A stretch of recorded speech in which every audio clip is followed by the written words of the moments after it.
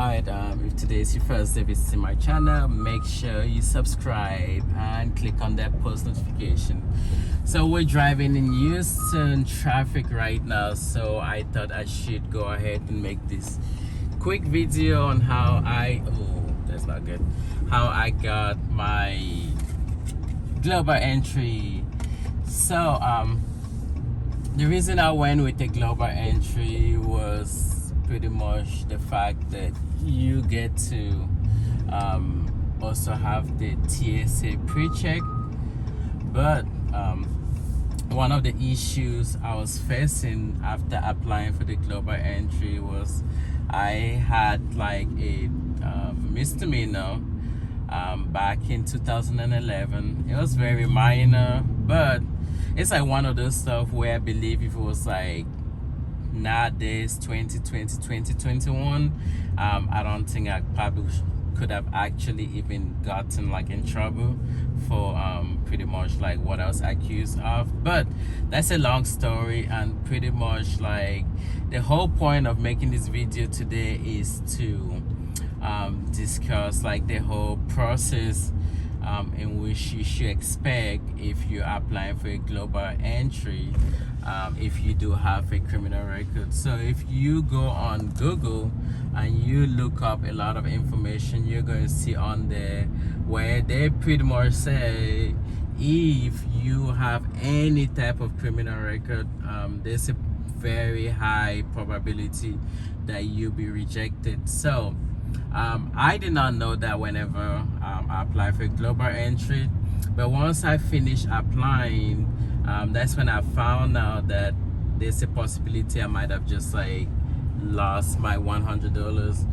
And then when I looked into like the TSA pre-check, I found out that they were a lot more lenient compared to like the global entry like people, but it was kind of too late. So the whole process, like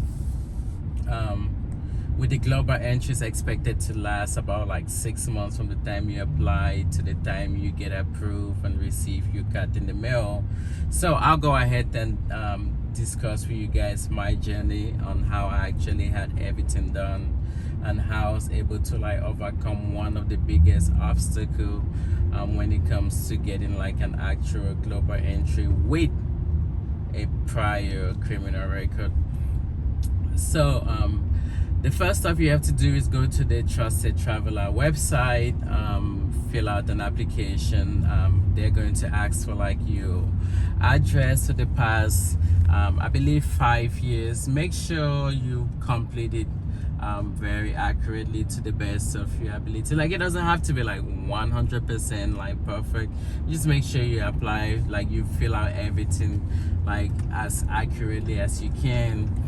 Then the second stuff you're going to have to do is, if you were not born in the United States, you might be required to submit a copy of your citizenship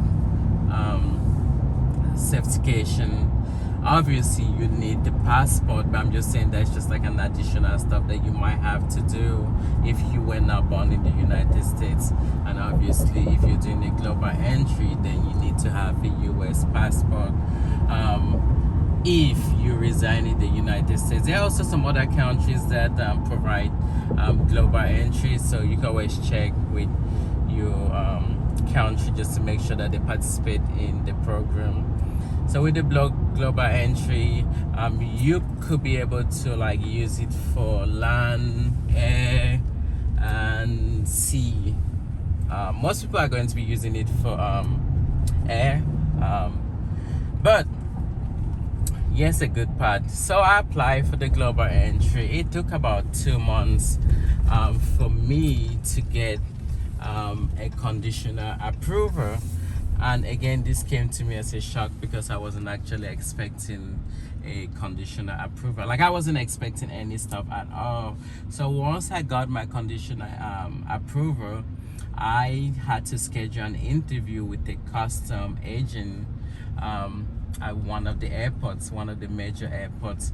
I live in Houston, so I decided to get an appointment in Houston, but the problem was there were no available appointments in Houston until 2022. Like they were so booked up that like there was like pretty much no way in which I could actually get like an appointment. So I had to search like other areas. So I searched in Dallas. Dallas did have some appointments, but they were a little bit backed up. I just checked with Austin, and then I checked with San Antonio.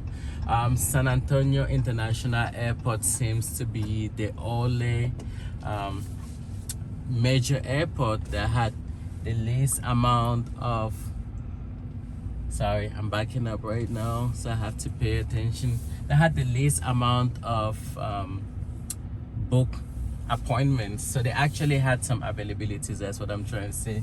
So I was able to find an available date at this kind of like a weird time. It was like at 6:45 p.m.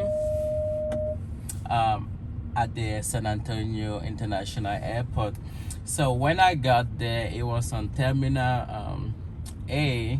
The area where the office was located was not like very like complicated, but I was like about 2 minutes late, and as soon as I was walking towards the front entrance, I saw like a little waiting area, and I had the agent like closing the door behind them. And then as soon as I sat down in the sitting area, they immediately like called me, which is like very like nice, and they were like, hey, you have an appointment at 6:45. We're just wondering if you knew that. I was like, oh yeah, I do. It was 6:48.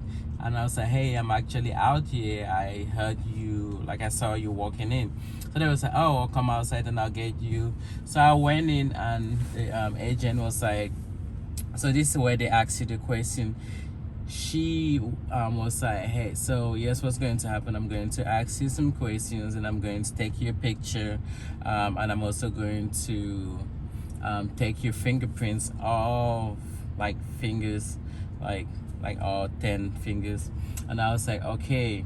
So she took the picture, she did my fingerprint before she actually even started interviewing me. So I had not prepared for an interview, so I really didn't know what to expect. And the first stuff, she was like, have you ever been arrested, blah blah blah blah blah, detained, jail, whatever. Like it was just like everything like pretty much pointed to the fact of like a criminal record. And I was like, yes, yes, yes. And she said, okay. So because of that, you're going to have to provide me with some information. So I was like, hey, didn't they already like run a background on me prior to getting me conditional approved? She's like, yeah, they did that, but that's why they send you to us, so we could interview you, and then we could collect like more documentations and then send it out for approval. I was like, okay, cool. I told her, like, she was like, okay, what were you arrested for? What was the end charges? I told her, and she was like, well, I'm going to need like a court disposition. But luckily, and then she was like, I'm going to give you my email, you go home and you send that to me, and then I will update your file and send it back to, I believe, Washington, and then it's up to them for them to make the decision. But if you're rejected or denied, then they'll give you an opportunity for you to appeal. And she was like, if you have a felony, you're automatically disqualified, but with the misdemeanor, there might be a possibility that you might still get approved. And I was like, hey, as a matter of fact, I have my court records with me right now, and I have the final disposition. She was like, oh yeah, just send it to my email. So I sent it to her email, and then she typed some stuff, and she said, oh, that is it. I was like, yeah, that's it. She's like, yeah. So I was done in like literally less than 10 minutes. And out of the 10 minutes, I probably had like maybe a minute of like interviews. And when I say interview, I just meant like she was just like asking like, have you ever like been arrested or any stuff, or gotten a ticket and stuff like that. So it was weird because I was sitting there and I was just like, oh my God, they're probably just going to deny me. I just wasted $100, and then now I just drove 3 hours to San Antonio, and I'm about to like drive back, and then I'll just get denied. So I left the office at, well, actually, yeah, I left the office, and then I went to my truck, and I was in my truck by 7:20 when I started driving. I got to Houston around 10 p.m. I checked my email, and it said, you have an update, and the update was done at 7:55.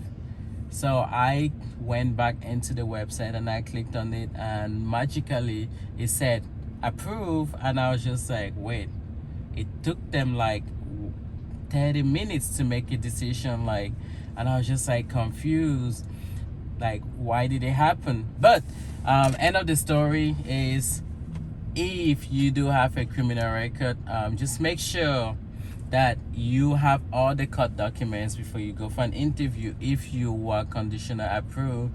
And the myth out there is that if you have a criminal record, you're automatically denied. That's not true. So I just want you guys to know. But if you do have one and you do get conditional approved, just make sure you gather all the documents you have, and I'll probably say have them in like a PDF, and have it saved to like an email, so that it could be easier for you to just forward it to the agent right there, so they could update your file while you're actually still in the interview room, instead of having to like go home and then having to send it to them, and then they might not even get it. Because I remember when I sent the file the first time, she didn't get it, and I had to go back and double check just to make sure everything was good before I had to send it again, before she got it, and then she was able to update it.